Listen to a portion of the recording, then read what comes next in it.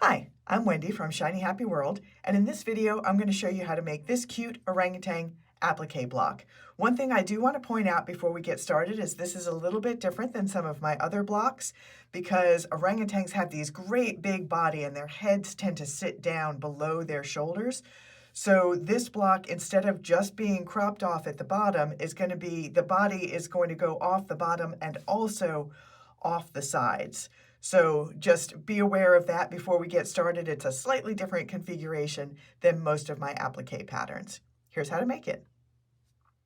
Okay, this is the video where I'm showing you how to make the orangutan block if you do not have a light box. So I've got all of my pieces cut out and prepared, and I wanted to point out in particular the shoulder piece. Orangutans have a really, really wide body and their head kind of comes down below their shoulders. So if you look at them straight on, you can see their body behind them. And I wanted to get the effect of that snapshot style, which is how I am making this block, by having the shoulders and the body of the bottom edge of the body be out of the frame. So imagine that you've snapped a photo of an orangutan and you've zoomed way in on his face. His shoulders go off the sides of the picture that you framed out and the bottom of his body, so the face is front and center. So in order to do that without having you have to tape pieces together, I've put the body piece on like you print out the body piece, but everybody's printer prints differently. There are different margins on every brand of printer. So I've dropped it in full width, but it's going to cut off on everybody's printer, and it's going to cut off in a different place on everybody's printer. So if you look, you can see that there is some orange here where I used a marker. This is where my printer cut things off, and I just continued that line with a marker so that it went right to the edge of the paper. And what I want you to do when you cut this out is cut your shoulder piece all the way edge to edge on the paper. That's going to give you an 11-inch piece because it's an 8.5 by 11-inch sheet of paper. And that will be more than enough that you need. So you're going to make your block at 11 inches, and then you're going to trim it down to 10.5 inches. And when you sew it together, with all the seam allowances, it's going to finish at 10 inches. So that 11-inch wide body is going to give you plenty of width to play with, but it is a little bit weird, so I wanted to point that out. So I've cut my pieces out on the solid lines, including the extended lines all the way to the edge of the paper on the shoulder piece, and all of these dotted lines I've transferred to the front side of the fabric. And now we're going to start putting things together. And we're going to start with that big, giant shoulder body piece. So I'm just going to peel that off. And I'm going to place it all the way at the bottom edge of my block. I'm not very careful with how I cut my batting. As long as it is at least 11 inches square, I'm happy. So I often go a little bit bigger than that. So you want it to line up at that bottom edge and just kind of center it over the batting on the rest of the block. Because again, we're going to trim that and then sew it, and you're going to lose a lot of those edges. All right, next up, we're going to put his shaggy face. Lots of points to get all that delightful orangutan shagginess. And we're going to position this on the body piece so that those chalk lines that we transferred are covered. And as long as those lines are covered all the way around, I know I've got good coverage. So I'm not going to end up having this raw edge of the block peek out onto the front of my finished quilt later when I throw it through the wash. All right, next up, just move this up a smidge. There we go. Next up, I am going to put the top of his face in place. And on this one, for this example, I'm using the eyelashes and the eyebrows. Both of those are optional.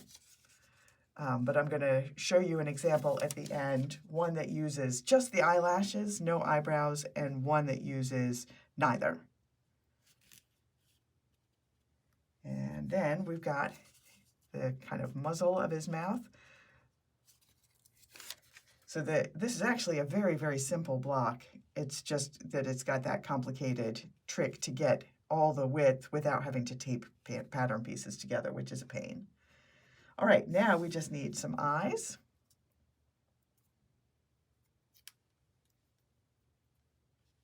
One eye. And eye number 2.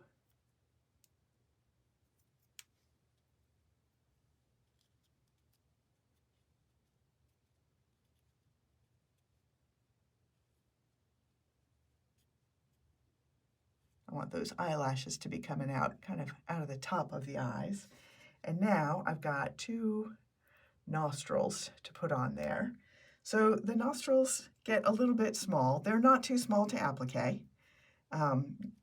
You'll see I will be outlining around those. But if you don't like doing something that small, the pattern has a link to a post that has different options that you can use for eyes and other small pieces if you don't enjoy appliquing them. All right, so there he is. I'm going to carefully lift this up, carry it over to my ironing board, and fuse everything in place. I will do all of the outline stitching, and I'll bring it back and I'll show you this finished block and also 2 other versions I did in 2 other color combinations and where I used different options around the eyes. All right, here is the finished orangutan. So remember, this is the one where I did the eyelashes and the eyebrows on it, just to give it a little different expression. This one I did in realistic colors. All of these are from the Fox blenders and the Elephant blenders. They're both in the Animal Kingdom blenders collection, which are all kind of realistic animal colors.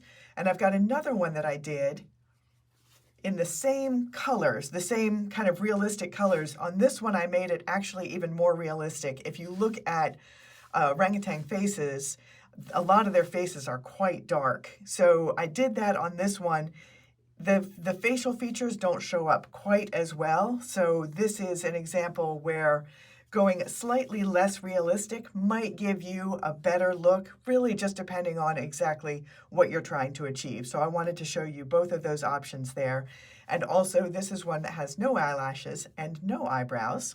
And I've got one more. So this is a version that I made in slightly less realistic colors. These are the Cantaloupe blenders from the Farmer's Market collection. So they're softer oranges. And what I did to try and still get the same kind of colors that a real orangutan has is I used the lighter oranges on the outside, and then on the face, which normally would be gray or black, I just did it in darker oranges to get that same kind of contrast. And this one uses the eyelashes, but not the eyebrows. You could also, I didn't do an example, but you could also do just the eyebrows and no eyelashes. So you've got 4 different ways that you can make the faces different in this.